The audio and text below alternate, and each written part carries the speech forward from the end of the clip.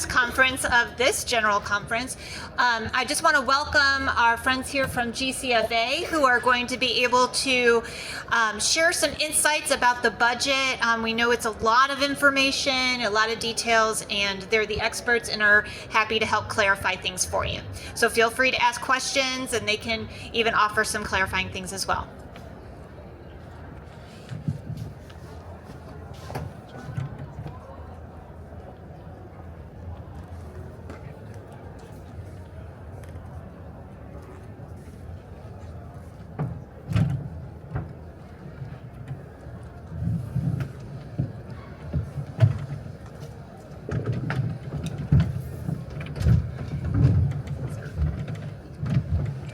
Chairs are heavy.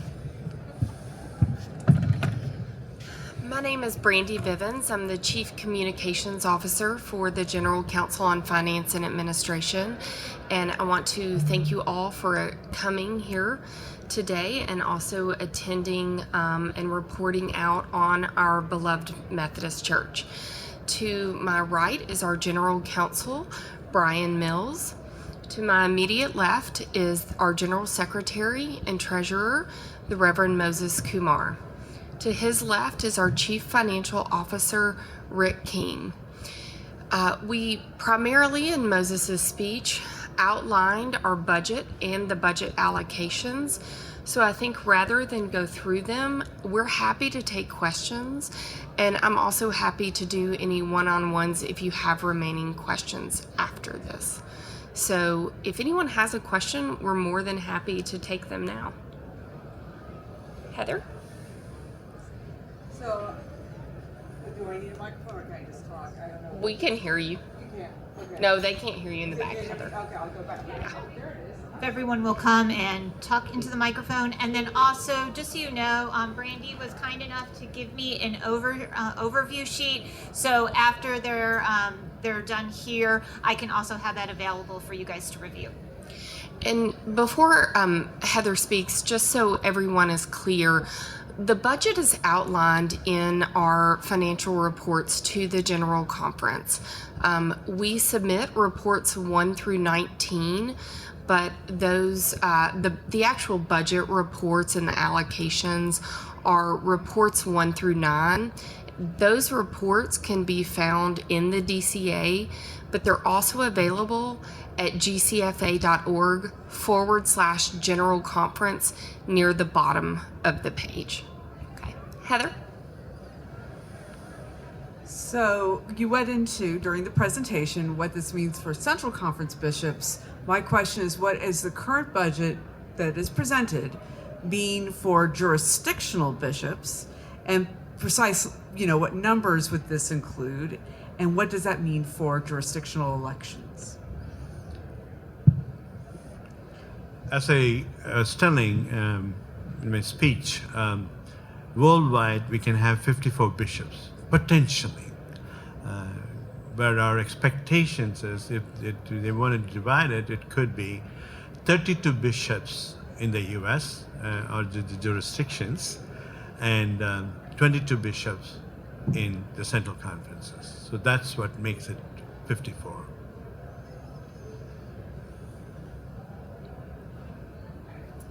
Other questions?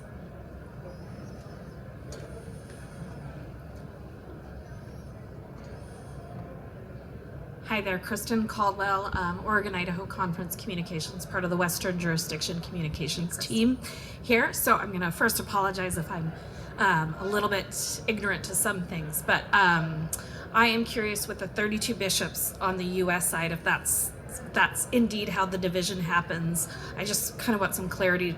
32 is the current number of bishops serving in the U.S., so is that saying there would potentially be no elections happening or no new elections happening for that holding at 32?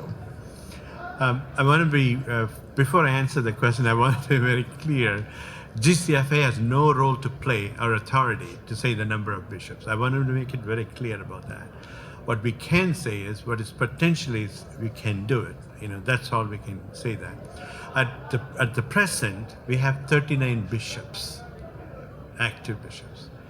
And we have 5 bishops are going to be mandatorily retiring, and 2 bishops are voluntarily retiring, which is about 7. So 39 minus 7, you would have 32 bishops. That's why we come up with the 32 bishops.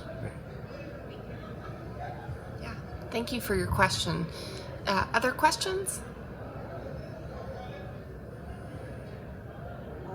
Sure.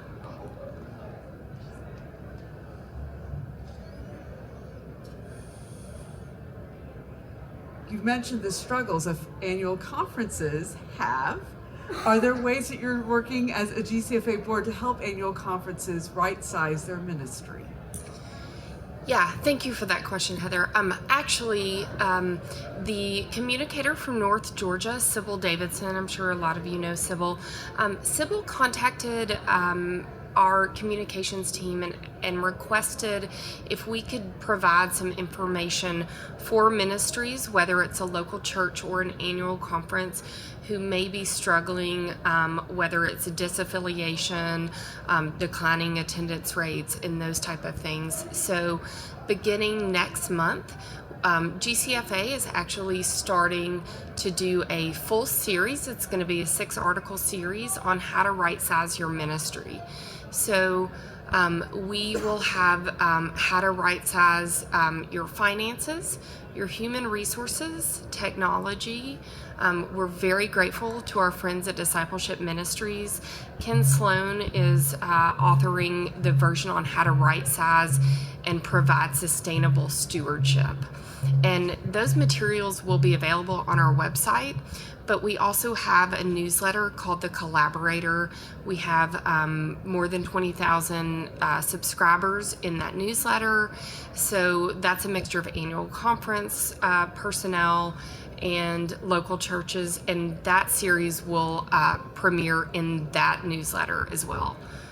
Is on our website. So thank you for that question, Heather. I appreciate it. In addition to that, what Brandy just said, we have a team who works from the human resource team. They work with annual conferences and try to find out what's the right size and help them organizational study. And they also review the audits, and they find out audits on compensation, the audits on the structure, and they help the bishop in order to do that. We have done that couple of annual conferences, and we are also working with a couple of annual conferences who are trying to merge together, or to, I don't know whether merge is the right word, but they're trying to get together and to have one or 2 annual conferences together. Okay, it doesn't appear that there's any more questions, but I will be back in the room with my card if you all have any questions. And if you have questions throughout the general conference in regard to the budget, I'm more than happy to answer them. And I think Brenda has one more. Well, I was just going to say they have a really great page on their website that has all the information about data-driven decisions. Is there a short link you want to share about that? That it's at the same link. Okay. So it's gcfa.org/general conference. We have several videos on there that also explain the budget process. So if you're unfamiliar with the budget process, there's video and infographics on that, as well as our proposed budget, information on our Episcopal Fund, and I think the one that we really are very pleased with was the Journey of $1, and that helps explain, when a loyal member puts money in the collection plate, how that funds all levels of ministry. And one thing I will point out is that on the online press kit for the general conference that I've shared with everyone, there are links to that resource so that you can get to that quickly as well. And if you're an annual conference communicator, feel free to share that video on your website or in your newsletter. No need to ask us. That is there for your use, please.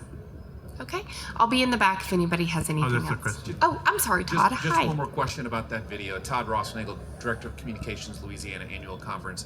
The Journey of $1 video is fantastic.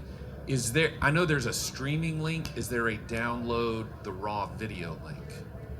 You know if that's available? Yeah, I can provide that. Okay, that'd be great. We'll add that to the website. If we can just we'll get that that's an added easy to way the share. website today. Thank you. For sure. And we'll do it for all the videos. Okay? All right. Thank you all so much for your Thank time. you so much.